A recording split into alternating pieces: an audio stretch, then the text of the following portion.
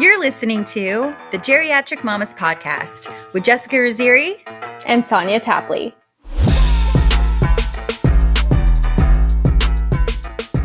We're going to talk about the stigma around being an older mom. I don't know about you guys, but Sonia and I have definitely felt it. If not from other people, then definitely like from our own inner demons ourselves, maybe our families, maybe not, coworkers. It's just something that has been kind of looked down on in a way. And we want to change that. So I think the way to change that is to talk about it. And, to lean in. Let's just lean into it. I feel like at this point we've just like flopped into it. We're done leaning. We've flopped in. Yeah. And we're here. Like I flopped into geriatric mamahood right when everyone was like geriatric mamahood shouldn't be a term, but now I've accepted it. And now we're here. We're like, but we're here. We're here. Right. So it's because it's like geriatric pregnancy, apparently. They're like, the term is advanced maternal age. Like, first of all, that's not any fucking better. No. Also, no. It's still rude. No. So it just takes longer to say. That's all. Yeah. No, it does. But we did some research for you guys for this episode. So I'm probably going to be stumbling over some names and everything. This is not just like my own thoughts. I actually did do some homework for this episode. She did. And I'm going to be cheering her on. I'm going to be cheering her on with these words. Yeah. Yay. Well, we were both cheerleaders. So give me your best. Yes. But seriously. So in my research, actually, a fact that I've really been hanging on to that I had no idea was that 100,000 women, 40 plus, conceive in the U.S. each year. Did you know that? I didn't. Like I had no idea. 100,000 women each year in the U.S. in their 40s are having babies. So it's like, I don't understand, like, why is there still a stigma around it? You know what I mean? Like, I think it's one of those things that, like, people just they're not talking about it. It's like, it's like, let's hurry up and get her pregnant. Let's just quickly cast her aside with all the 20-something-year-olds. Let's make her feel like shit during the whole birth experience. And then once she has her baby, we're just going to ignore the fact that we did all that to her. You know what I mean? Like, it's just... It's just they quickly just kind of want to sweep it under the rug. They don't really like talk about it. But according to the U.S. Census Bureau, data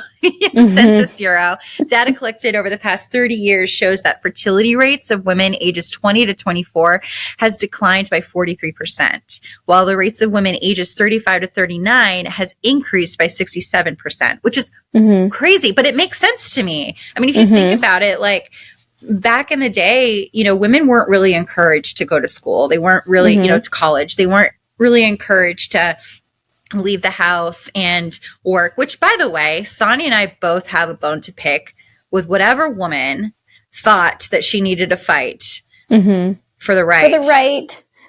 To be equal for all women men. To go to work. Because listen, and I know we're going to get some hate on this, but listen, I am totally fine with not being an equal to my husband and staying the fuck home and not working and like tending to the house and the child and the pugs. Like, I don't need to be at that level. I don't need to drive a truck. I don't need to drive a tractor. I don't even need to wear pants. Like, I will give up pants if it means that I get to stay home. So that's a whole other tangent, but I'm just going to put that out there. But I mean, okay, so like, I understand our need as like half of the household to be able to vote.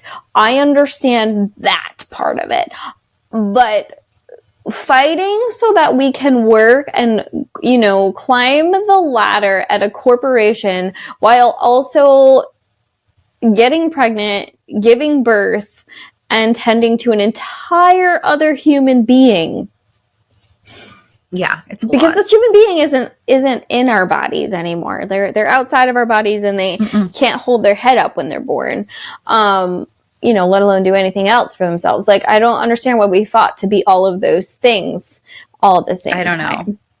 But yeah, anywho, I don't know. I digress. I definitely wasn't a part of that conversation because I wasn't either. So fast. No, so I wasn't fast. either. I don't know. But I think, like, getting back to the point, I think like with the average age of motherhood rising, it's increased up to 67% with these old hags having babies. Sorry, we're not old hags, but you know what I mean. So why is there such a stigma associated with being an older mom? Like, why is that still a thing? Like, it just doesn't make sense. Right. I was also reading, so there was a study published in the journal Health. It was published in the journal Health, Risk, and Society from Concordia University. I might be saying that incorrectly. Apologize. Political science professor Francesca Scala analyzes the stigma against older mothers. For her research, she reviewed policy documents, government reports, professional statements, and guidelines from organizations such as Canadian Medical Association, containing terms such as advanced maternal age, delayed childbearing, older mothers, and infertility. They found 3 representations of older mothers as risk-producing subjects, unnatural mothers, and get ready for this, and irresponsible reproductive citizens. Oh, that's a good one. Maybe we should have irresponsible. That. That's what we should have named this thing. Okay, new podcast name. We are now the irresponsible reproductive citizens. Whoops. You're welcome. My bad. What the fuck is that? Are you kidding me? So obviously, these unflattering descriptions not only amplify the stigma, but they are basically holding mothers responsible for their infertility and unlikelihood to have a healthy baby. I know, for me, like, while I was trying to get pregnant, like, I just assumed that it was because, of my ancient ovaries and my, shriveled up prune eggs, and it was my fault for waiting too long, and, this and that. And so, no wonder I have these thoughts in my head, this is out there. This is what society is teaching us. And it's just crazy. I can't get it. Irresponsible reproductive citizens. Right. Like, it's just, I don't know. I can't get over it. It's just like, I can't help but laugh. Like, it's just so crazy. It's so crazy. Right. And I mean, I guess that could definitely lead us into our topic of the risk factors of geriatric pregnancy, such as increased chances of having a baby with Down syndrome. These risks all play into the stigmatization of older mothers as unnatural. Studies have shown that fathers of advanced paternal age can also contribute to birth defects and a higher risk of miscarriage, but no one is calling them irresponsible or labeling them geriatric fathers. I never knew that, by the way. Really? I didn't know. Sorry to cut you off. Yeah, I didn't know that a father could play. But it makes sense, because if his sperm is shit, then, like, it's not going to, like, produce a viable embryo, and it's not going to be successful with implantation. And it's all, it's not just all on the mother's end, but geriatric fathers. Right. That's another one. That's crazy too. That's definitely a stigma that we could probably, like, talk an episode about. But there's not, though. That's the thing. I don't think there's a stigma. Like, I was talking to Adam the other night about this when I was putting together this outline, and you have, like, I think it was like Robert De Niro. He was like, had a kid when he was like 80, and you had, like, Hugh Hefner was, like, still popping out kids, and his, like, when he was 174. But, like, nobody. No, I feel like that's like, irresponsible. Yeah, well, yeah, he's not. I don't think any of us ever lived that long. But you know what I mean? Like, it's like when it comes to a guy, it's like they can just keep pumping women up as old as they want to be, and it's not a problem. But when it's a woman who's carrying the child, who's birthing the child, all of a sudden, and it's like, oh my God. Right. What's wrong with her?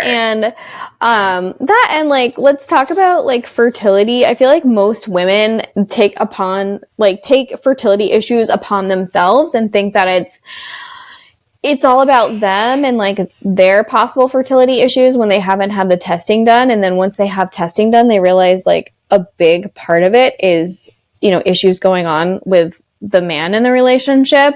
So that's another thing I feel like isn't really talked about. I mean, infertility is mostly associated, not mostly, but it's usually associated with the woman's body. Yeah, it is.